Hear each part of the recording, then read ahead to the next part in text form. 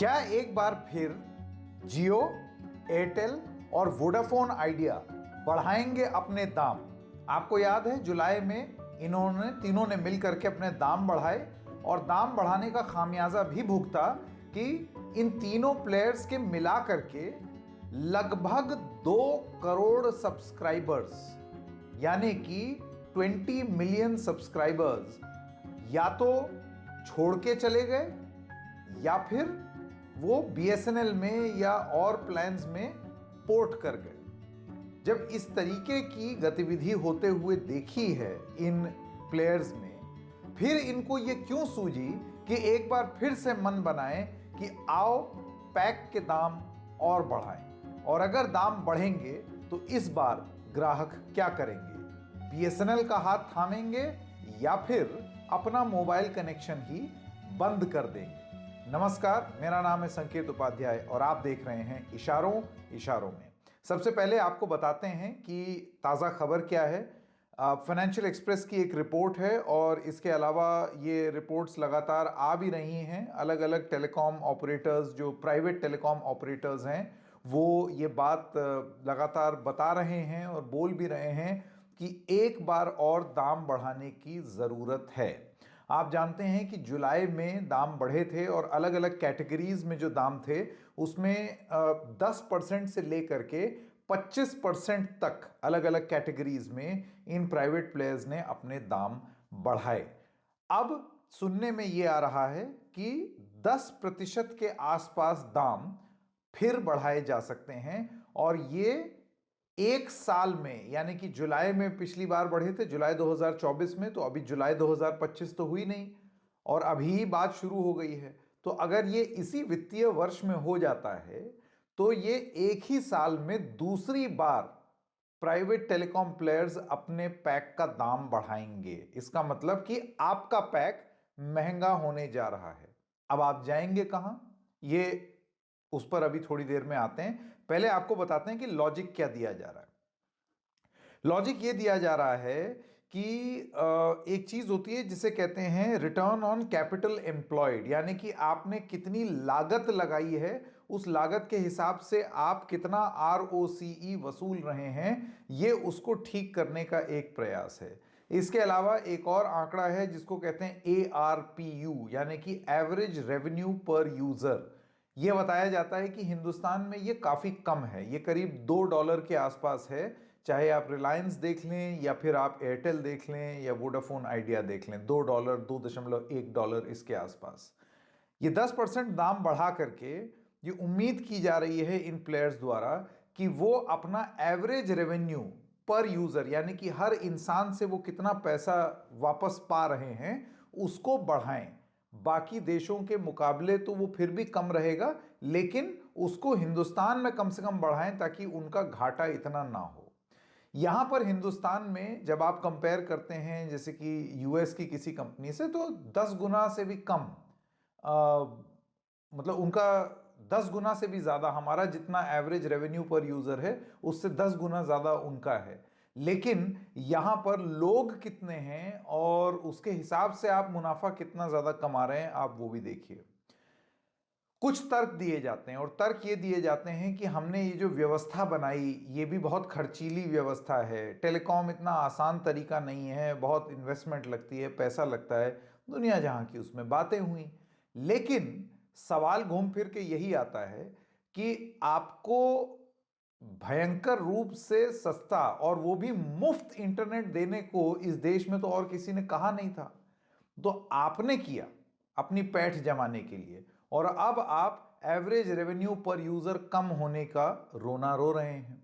जहां तक जियो की बात है, आप जानते हैं कि जियो पब्लिक होने जा रहा है, यानी कि अब जनता से पैसा उठाएगा, शेयर मार्केट में आएगा। तो वो आने से पहले ऐसा माना जा रहा है कि ये एक पहल जियो भी कर सकता है। हम जानते हैं कि खास तौर से ये जो 3 टेलीकॉम प्लेयर्स हैं, ये एक तरीके से कार्टेलाइजेशन है। कार्टेलाइजेशन का मतलब ये हुआ कि जो फैसला लेंगे वो साथ में लेंगे और कभी किसी को कोई विकल्प के लिए कुछ ऑप्शन ही नहीं छोड़ेंगे कि जाओ कहां जाओगे।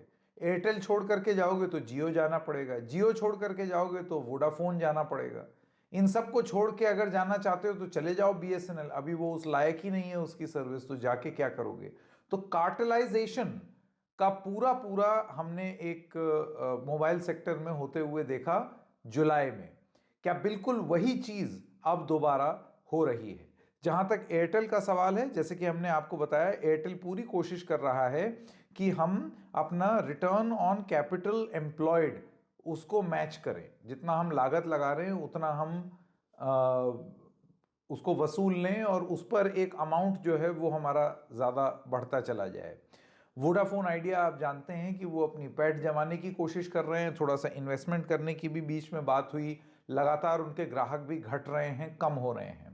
और जहां तक जियो की बात है, आप जानते हैं 2025 में उनकी लिस्टिंग होने जा रही है स्टॉक मार्केट में, तो उससे पहले वो अपने आप को और दुरुस्त और चुस्त दुरुस्त करना चाहते हैं। लेकिन ये कंपनियां अपने मुनाफे के लिए ये सारी चीजें तो कर लें, लेकिन जनता, इस देश की जनता जो ऐसे ही आमदनी बहुत ज़्यादा बढ़ ना पाने की वजह से त्रस्त है, मोबाइल एक जीवन का सहारा बन गया है, मोबाइल पर लोग आश्रित रहते हैं, उसी पर धंधे चलते हैं, जोमेटो स्विगी करना हो, सोचिए ये सारे लोग उसी इंटरनेट पर निर्भर हैं। अब आप बढ़ा देंगे उसका दाम, आमदनी इनकी बढ़े ना बढ़े इसकी कोई गारंटी नहीं है। रिपोर्ट दर रिपोर्ट ये कहती है कि लोगों की आमदनी उस तरीके से नहीं बढ़ रही है। ऐसे में लोग जाएंगे कहाँ? उनका काम पूरी तरीके से इंटरनेट का हो गया है और उनके पास कोई विकल्प भी नहीं है। एकमात्र विकल्प है सस्ता, वो है बीएसएनएल, जिसकी सर्विस अभी उतनी मुकम्मल नहीं है, अभी उतनी अच्छी नहीं है। हमारी रिपोर्ट्स में ही आपने देखा कि वो नेटवर्क छोड़ देता है, या अभी भी बहुत जगहों पर वो 3G है इस 5G के युग में।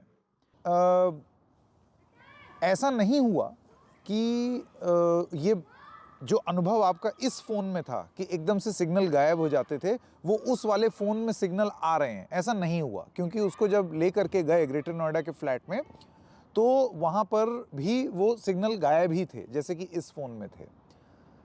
इसका मतलब ये है कि प्रॉब्लम हैंडसेट की नहीं है, प्रॉब्लम नेटवर्क की है और नेटवर्क के स्ट्रेंथ की है।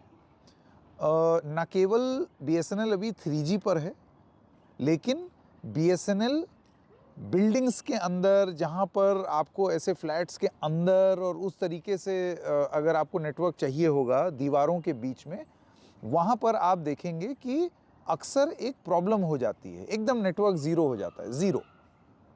अब ज़ीरो नेटवर्क में तो आप काम नहीं कर सकते ना, कोई भी काम नहीं कर सकता। यानी कि आप ना केवल 4G 5G में पीछे हैं, आपका जो 3G है वो भी पेनिट्रेट नहीं कर पा रहा है। वहीं और नेटवर्क्स जो हैं जैसे एयरटेल, जियो, वो एक लीड ले लेता है। कम से कम उनका अगर 5G नहीं चल रहा है तो LTE करके या 4G करके वो आ जाता है। तो ये एक बीएसएनएल की एक प्रॉब्लम मैंने नोटिस की। और ऐसा माना जा रहा है कि ये सारे प्लेयर्स अब जो दाम लगाएंगे वो होगा अपनी 5G सेवाओं पर। अब तक जियो 5G मुफ्त में दे रहा था, पैसे 4G के ही थे, लेकिन अब वो हो सकता है 5G का भी चार्ज लगाए। जियो के पैक भी काफ़ी अच्छे खासे महंगे हैं, 3,999 तक का साल का पैक आता है। प्रॉब्लम और सॉल्यूशन दोनों एक ही है। ठीक है, आप कंपनी हैं और आप मुनाफा कमाना चाहते हैं और आपने क्योंकि इतना निवेश किया है तो आपका हक है मुनाफा कमाना, मुनाफा आप कमाएं भी। लेकिन उसके साथ साथ ऐसा तो नहीं है, ये कंपनी कोई विकल्प ही लोगों के सामने नहीं छोड़ना चाहती हैं कि आपको तो ये पैसा देना ही होगा और हमें मुनाफा कमाना ही होगा। अभी कुछ दिन पहले telecom regulatory authority of India ने यह कहा कि आप एक वॉइस और एसएमएस का अलग से प्लान दे दीजिए, आप बढ़ाइए अपना, जो आप दाम करना चाहते हैं आप वो करिए, आपको हक है। आप अपना ARPU, ROCE, अंग्रेजी भाषा के जितने अल्फ़ाबेट हैं आप सब अपना बढ़ा लीजिए, रेवेन्यू भी बढ़ा लीजिए, प्रॉफिट भी बढ़ा लीजिए, लेकिन आप लोगों को एक सस्ता विकल्प तो दीजिए। क्या हो अगर किसी को इंटरनेट नहीं चाहिए हो तो जबरदस्ती क्यों इंटरनेट का पैक ठेलें। ऐसे में अभी तक ये सारे टेलीकॉम ऑपरेटर्स का ये कहना है कि नहीं, ये तो ठीक नहीं है, इसमें तो हम लोग जमाने में पीछे चले जाएंगे। ये जितने टेलीकॉम ऑपरेटर्स हैं ये सब 2G मुक्त भारत की बात करते हैं, 2G मुक्त भारत, यानी कि आपकी मजबूरी हो जाएगी एक महंगा पैक लेना। ऐसे कैसे चल सकता है? एक आसान विकल्प तो दीजिए, एक लोगों के सामने ऑप्शन तो रखिए। जरूरी नहीं है ना कि हर कोई आपका महंगा इंटरनेट ले। आप 25% बढ़ा दें, फिर 10% बढ़ा दें, फिर आप कोई रोना रोएंगे कि हमारा ABCD कम हो गया, EFGH कम हो गया, ROCE कम हो गया, हमारा ARPU कम हो गया, तो इस वजह से हम बढ़ाना चाहते हैं। होगी आपकी कॉम्प्लेक्स मैथमेटिक्स इसमें, लेकिन सरल भाषा में ये जनता पर बोझ पड़ रहा है। जनता के पास कोई मजबूत विकल्प है नहीं। जब तक BSNL इतना लायक नहीं हो जाता है, BSNL के ग्राहक बढ़े हैं, करीब 70 लाख के आसपास उनके ग्राहक बढ़ गए हैं जुलाई से लेकर के अब तक, जो कि एक बहुत बड़ा आंकड़ा है।